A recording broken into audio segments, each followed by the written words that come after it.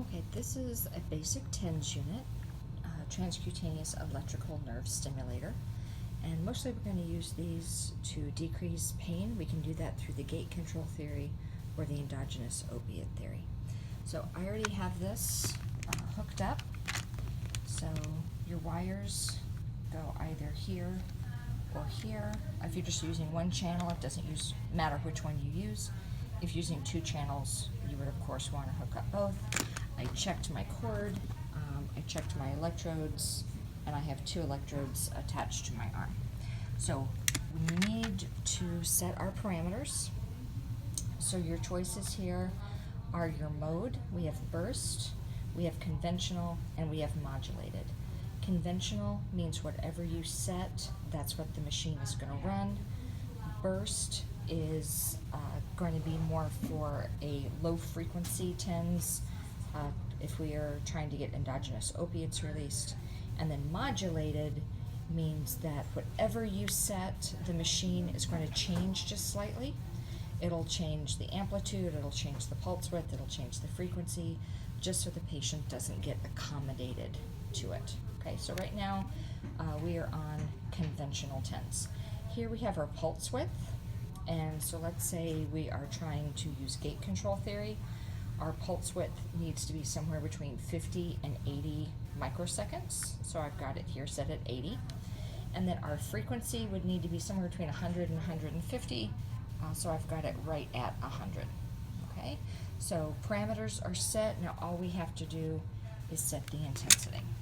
I'm doing this one-handed, so be patient with me. Okay, I'm going to turn this on. You'll hear a little click and the green light comes on. On this machine, if the green light starts blinking, that either means it's on burst mode or that the battery's running out. Okay, and I am just slowly turning up intensity until the patient, that's me, feels a tingle, and I do right there. So this is at right about almost 4, or actually 40 milliamps. If you look at the booklet, it'll tell you that this machine will go up to 80 milliamps, 0 to 8. So whatever number you're on, multiply that by 10, and that will tell you what intensity you are.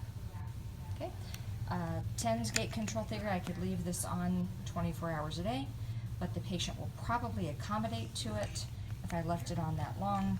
So if I was using this long term, a better choice would be modulated. This is a nice machine because I don't have to turn it off to change this center switch.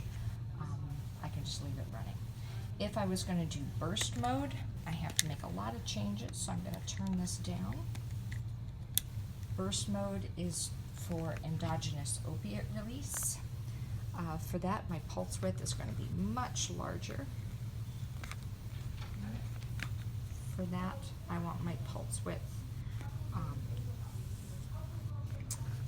to be somewhere between 200 and 300. Okay, so we'll put it right about there. And my frequency is going to be very low. It's a really big pulse, so I don't need it to happen very often. Somewhere between 1 and 10 pulses per second, or bursts per second. We're going to have this on burst.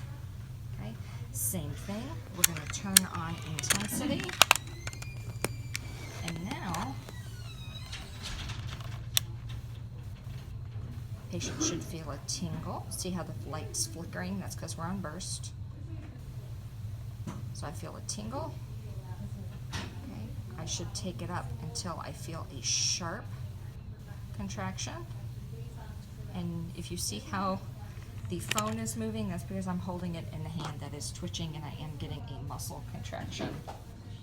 That is the machine doing that to me because I depolarized motor nerve and took it to where I feel a sharp stimulus, so now I'm depolarizing A deltas.